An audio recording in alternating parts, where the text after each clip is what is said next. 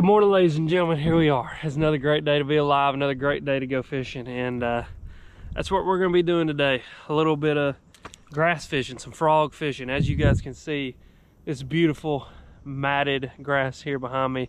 It is the first week of October. Water temperature is 62.1, and these fish are blowing up on a frog. And so that's what we're gonna do this morning. We're gonna go fish a frog. We're gonna have some fun.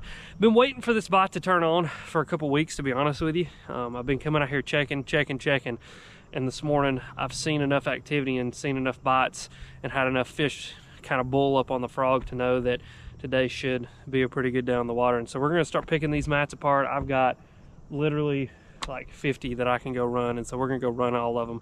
We're gonna have a good time. But I'm glad you clicked on this video, guys. I really do appreciate it, taking time out of your busy day, your busy week, to come hang out with me and to watch my video. But without further ado, let's get into this and catch some fish on a frog.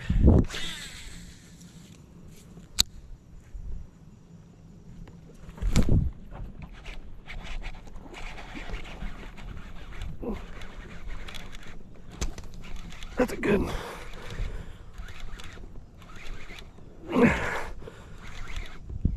That's a freaking good one. Whew.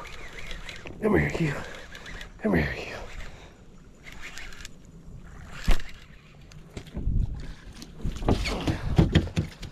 Thank you. Oh, yeah.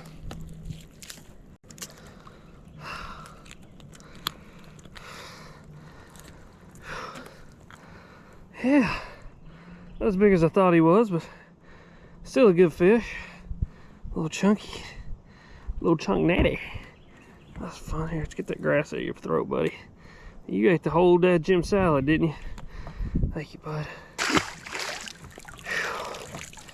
Looky there, guys. That's fun. That's a ton of fun.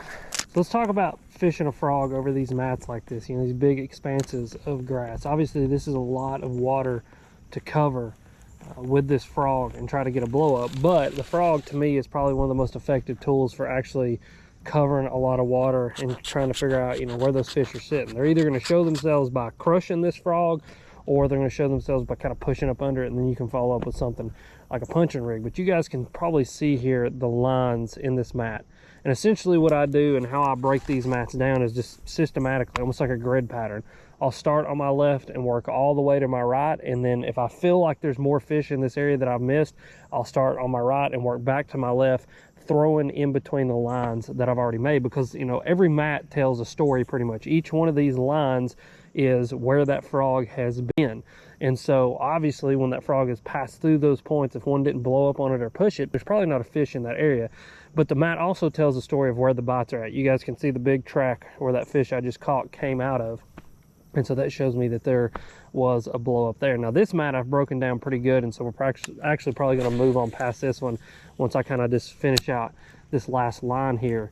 But that to me is how I break down the mat. You know, I just start from one side and go to the other, and if I feel like there's fish there that I missed, I will go back through and just throw in between the lines that I made. And it's essentially following your own path back. You know, it's like a trail of breadcrumbs showing you where you've been in your fishing, which is cool because there's not any other form of fishing really like that, you know, where you can see where you've been. I mean, obviously you know where you've casted and you can cast in a different area or move up the bank, you know, with your trolling motor and stuff like that, but there's just no other form of fishing where you can visually see where you've been and follow your own trails.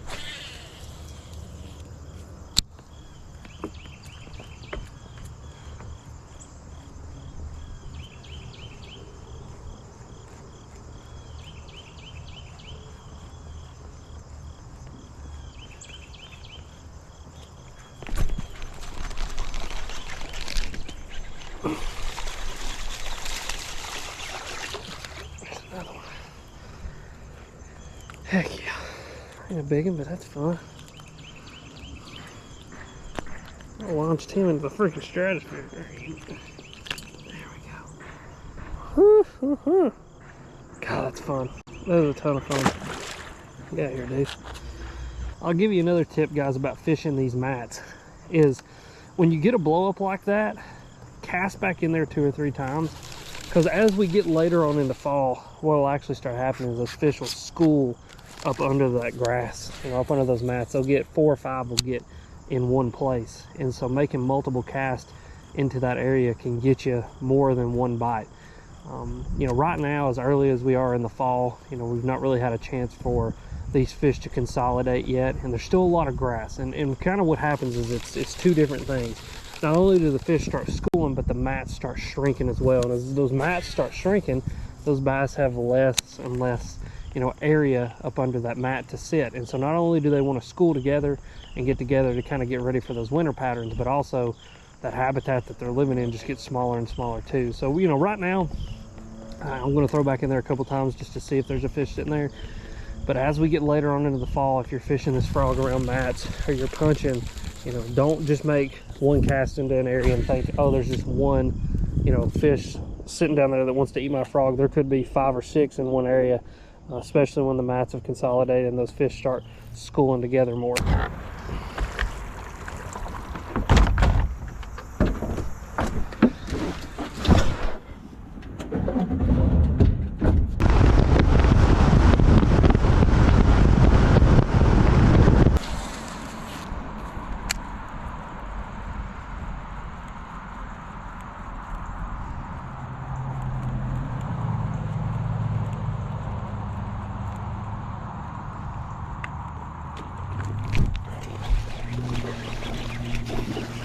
Oh my gosh.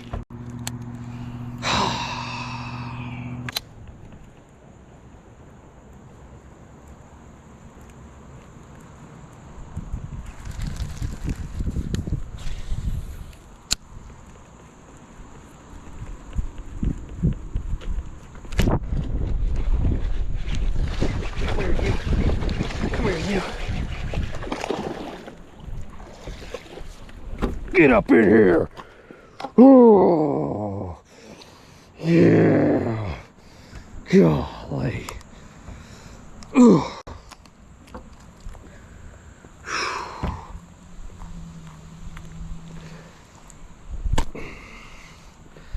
Heck yeah, guys.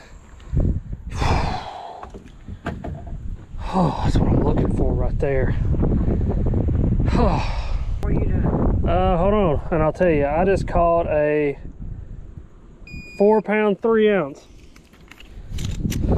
Yep, I got him in my hand right now. 4 pounds 3 ounces on the frog. That's what I'm talking about. Get out of here, honey. Come on, go on. There she goes. Oh, heck yeah, guys. Man, that's awesome. That is good stuff right there. So let's talk about the frog. Talked about everything but the frog and the rod and the reel today, so we'll knock that one out now. So here's my frog. It's a Spro Bronzeye 65. Now I've modified this frog a little bit, and this is what I consider a mat frog. And what a mat frog is a frog that I just put some tungsten weights inside of. Now what I do is I use I think it's like a 1/92 ounce. I'm not really sure. I'll make sure everything will be linked in the description so you guys can go purchase it and make this frog yourself. But I use these little tungsten nail weights, little bitty, and I'll put 4 or 5 in here. And what that does is it gives this frog just a little bit more weight, so it compresses that mat down just a little bit better, and then also gives it that sound. And you know, when these fish are up under this thick vegetation like what we see here, I think those two things end up really helping to put more fish into the boat. And then you guys can see I'm fishing black. The reason I'm fishing black is because it is bluebird and sunny outside today. I fish black on the sunny days, white on the cloudy days. What the black does is it just gives a really good silhouette for those fish to key in on the top of that mat and hit it. It's essentially a shadow up there, and you're getting those fish to eat that shadow. And I'm throwing that on some 65 pound X5 braid 7.3 heavy fast action Veritas PLX 7-gear ratio Revo STX. And yeah, that is my frog fishing setup. That's what I put all the fish into the boat with. And I'll tell you guys, today has been one of those days. I'm not catching very many, but it seems that the ones that I'm catching seem to be better than average. And I really think if I got that one in the boat that I missed a few minutes ago, it'd be high-fiving and having some fun time. But God, dude, that bite right there, whew, man, that'll make your heart stop beating. That was an amazing bite. I mean, just the way that it ate that thing, everything about that frog fish was just everything that you love about frog fishing. But we're going to stay after it here for just a few more minutes. These fish seem to be eating, and so we're going to stay after it and see if we can put a few more into the boat.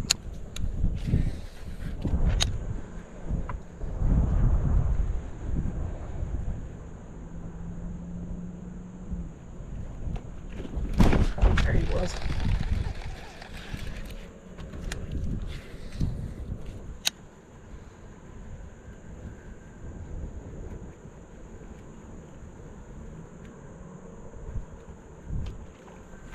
Got him at the top. That's another good one.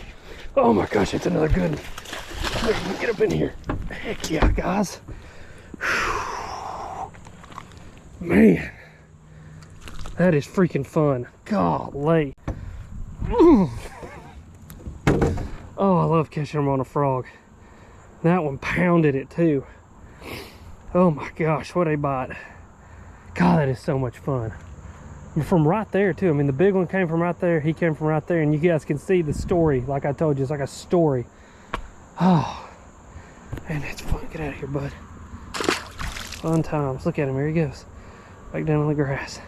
Another tip here about this frog fishing, Dylan, is kind of turned into a little bit of a frog fishing tips video, but hey, I'll drop some knowledge on you guys, and hopefully you guys can go out and apply some of it and catch some more and bigger fish on a frog. Is, you know, right now you guys can see high bluebird skies. You know, sun is directly over my head, and honestly, most frog fishing days, it's the best time to be out here, because what's happening is that sun is shining directly down on top of that grass, and that makes two things happen. Number one, it makes the bass get up under the grass a heck of a lot more. You know, they're going to want to get up under that grass, use that grass as cover, use that shade and that ambush point. Number two, what happens is that is the time of day that that frog is the most visible to that bass, and that is when it's going to create the best silhouette on top of that mat.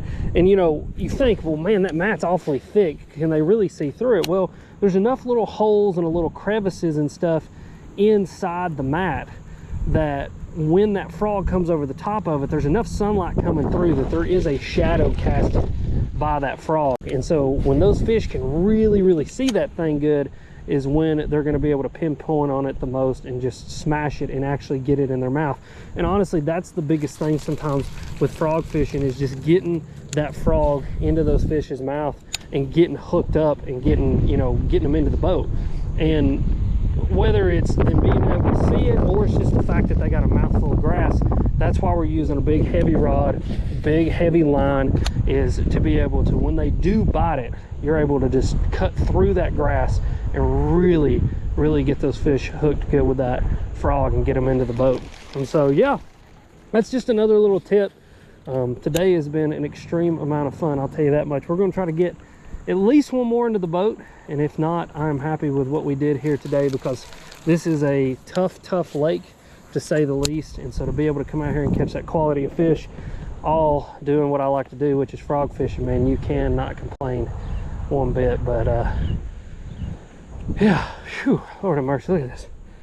That's what that does to me. Some people it's killing a big buck, some people it's flipping a motorcycle over a dirt ramp. Me, it's having a dad Jim big old bass blow up on a frog. That's what does it for me. Well guys, what a heck of a day out on the water. Hopefully you guys enjoyed it. Well, I have to say, today turned out to be pretty daggum good. Hopefully you guys enjoyed this. Hopefully you guys learned something today about frog fishing. I kind of turned this into a frog fishing on the water tips video. You know, I always learn by applying. You know, I'm a very visual learner, and so when I can see somebody doing it, I learn a lot more. So hopefully you guys learned something from today's video. You guys enjoyed it. If you did, please hit that like button. Go down in the comment section. Let me know if you enjoyed that. I can do more videos like this, because this is getting out here and going fishing, and it's what I like. If you want to check out any of the gear that I talked about, it'll all be linked down in the description. Tackle Warehouse links, go use them. They really help me out. Go click one of these two videos popping up right here. And as always, you guys are sweet, and thank you for watching.